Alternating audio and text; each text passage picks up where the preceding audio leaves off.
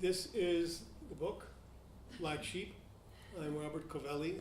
This is available through Baker & Taylor and Ingram's and online, and at my website, which is fictionpolitical.com. The book is set in a Rust Belt city, which is Buffalo, New York, called the Rust Belt because it was once a center of manufacturing and commerce, and the manufacturing pulled out. The book is set in the 90s, the 1990s, the end of the last century, when Buffalo was beginning to rebound and come back and rebuild itself. The section that I'm going to read is pretty brief. It's about 3/4 of the way through the book, and it involves people that you won't know because you have not read it. The first is an African-American man named Richard. He is an activist. He has dabbled in some criminal activities because that's the money that there was to be made in a depressed economy. The second is a Latina woman. She's Puerto Rican. She is also an activist. She was much more involved in criminal activity and pulled herself out. The third is a waitress, a white woman. She works in the diner where these two activists are meeting to discuss trying to come together to work together. And this woman was married to a guy who worked at one of the automobile factories that also pulled out of town in Buffalo, and this woman's life just fell to pieces. You will hear very briefly a man mentioned. His name is Andrew Ross. He's just a nice man who got involved in some of the ugly things going on, and they will mention him briefly. Another man is an Italian guy who is very involved in crime, and his name is Buon Parole, which is Italian actually for the good word. Kind of a perverse pun on Christian theology. He is trying to take over criminal activities in Buffalo away from a more established criminal family. And the only reason that's important is that there is mention of conflict. And they're not talking about the war in Afghanistan. It's a war right there in town. That's what they're talking about. One last thing, there are two offensive words that will come into this, and those words are nigger and spick. And they are used by the black and Latino woman as they think and speak about how other people are looking at them. So just know that that is. This section is called Consensus. Emily Sandoval chose to meet Richard Hightower in Ruby's sandwich shop on Main Street. Ruby's was a hot spot at lunchtime, and clean picture windows offered lunchers a view of the sidewalk and passers-by a view of often harried people eating lunch. Emily wasn't harried, at least not by a work schedule. She and her councilman's staff had been sweet-talking Spanish realtors, doctors, bankers, teachers, et al., looking in Buffalo's struggling middle class for people who were willing to get involved. She had found more than she expected, far more. Now, she and her councilman were anxious to include Richard and his people in a coalition. They were typically adversaries. A short lady in sharp mind, Emily wore a flowing white blouse that flattered her waist and breasts and ruffled up the center of her chest. Her sexy black stretch pants and black leather sash embellished her dark eyes and flowing dark hair.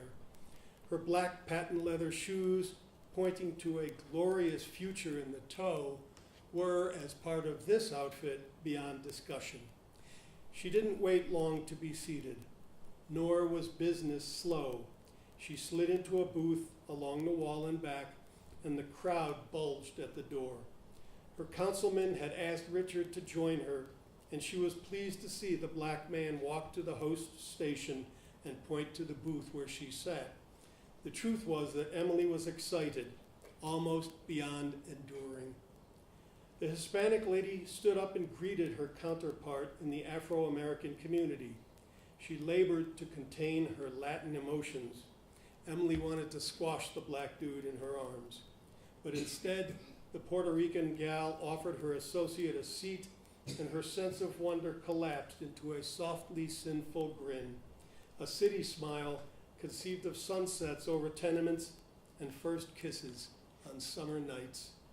She took in Richard with a long, warm glance. He wore a maroon knit shirt over a pair of classy khaki pants that were pleated on his thigh. He trimmed his mustache, his gray mustache. His gray hair was cut short. Emily liked his height and the breadth of his shoulders. His belly bulged a bit, which she found sexy somehow. He had on new leather work boots, and Emily liked that, as though he had come to honor honest labor. The black guy was something of an institution in Buffalo, and when he sat down, Emily felt a thrill. It was wild. Across the table, his dark face gaped at her, amused and ironical. What you think's gonna happen today? Emily couldn't speak. This had happened to her when she read books about the progressive movement of the early 20th century. Her councilman had loaned her the books in her youth. He'd earned a master's degree in political science from Syracuse University, and he had courted her when he saw how much she cared. He had watched her sink into crime and pull herself out again, and in truth, Emily committed herself to serving him as to a calling. She wanted to tell Richard all of it, but she couldn't catch her breath. It had happened when the church confirmed her too. Emily believed that Catholicism welcomed her into a liberation theology of which she wasn't even aware, but she had felt a spirit of human becoming and distinctly worldly change. Her early prayers had been whispered in awe. Now Emily heard a baby chattering in the next booth, and she smiled at his mom, who was feeding him with a spoon, trying to get a bite of a sandwich, and converse with another woman who sat across the booth. And Emily longed to include those two women in her dialogue with Richard Hightower, but she couldn't find words. She couldn't find words because the same thing had happened when she met Buonparole, but she had betrayed Buonparole to survive. When the truth struck her, Emily felt her enthusiasm wane.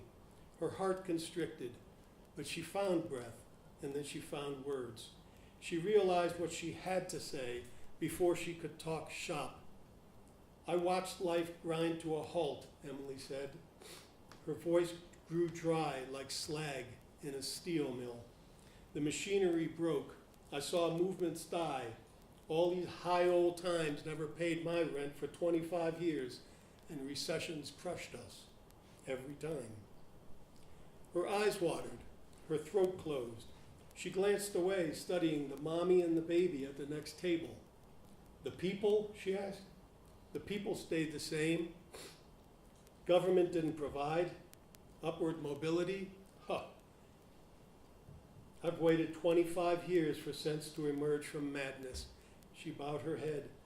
The madness my dreams of happiness became. I felt, she said, looking up and curling her lips, reaching in the air for the right word. Stained. Her face despaired. When she had met him, Buonparole felt like salvation, and today Emily suffered a horror that the spirited man she knew, that back alley preacher of power named Buonparole, must feel stained as well, stain caused by stagnation, and she said that to Richard. It's stagnation, and it's a tacky whore, a cheap hooker who spreads disease and leaches spirit and laughs. Emily tossed her head and blew a lungful of guilty shame into the air. Huh. Richard lowered his eyes, and Emily wondered if he trusted her. Something come together, Richard said, trying to persuade her, and that's a lot for a hustler like me to admit. This country is shook up, and I ain't even sure it's my country. She felt his scrutiny of her like religion and law. Some parts fell by the way, others tried to hide. A lot of them grabbed as much as they could and covered their asses. Emily was nodding, but she was also wondering what else is new, wondering if he had come to hustle her. But then he continued, and Emily blinked and bit her lip. His voice was softer. Some ground got solid, you know? This technology stuff, All this economic pain, the distance of parties and political machines from people, all that shit set us back. But something is real now. The people are kicking, and the leaders are dashing to catch up. Emily felt him take a breath and study her, whose people had long been his desperate rivals. He said, I understand how you feel. Richard was silent for a long time. You reached down into me when you called and lit up something deep in there. He licked his lips and stared at her. Could it be? He wondered softly. His face softened and Emily had to swallow. I'm a bad man from mean streets, he murmured, but I was a religious child, raised by the banks of Baptist waters. His eyes moistened. He wavered his head. Could it be hope? Then he dumbfounded her. Richard laughed, wiping a hard palm over his cheeks and chin, which she figured he had shaven smooth for her. Oh man, he mumbled. Is it possible the time has come? Right now, all I want is a cup of coffee with you. I'd like a piece of apple pie with a scoop of vanilla ice cream. When he murmured, that ain't too much to ask, Emily felt threatened by tears. Thinking about herself, a high-strung girl. Always moving, always thinking, always nervous. This afternoon in Ruby's on Main Street, Emily relaxed into grace, which scared her. A haggler by trade, she didn't trust calm. Veteran of Buffalo streets, she would hardly feel at ease downtown, but now she knew that she had beat her canny self at her own game. Without warning, her cushioned seat sabotaged her. The comfort of it comforted her. A barrio chick, she felt as if she had arrived. Creative stasis was unnerving. She could visualize progress again. She felt possibilities that she had long repressed with vengeance. Her silence felt prolific. How's Andrew Ross? She asked at last, and Richard smiled. He's okay. I'm sorry he got hurt, said Emily gently. I couldn't help him.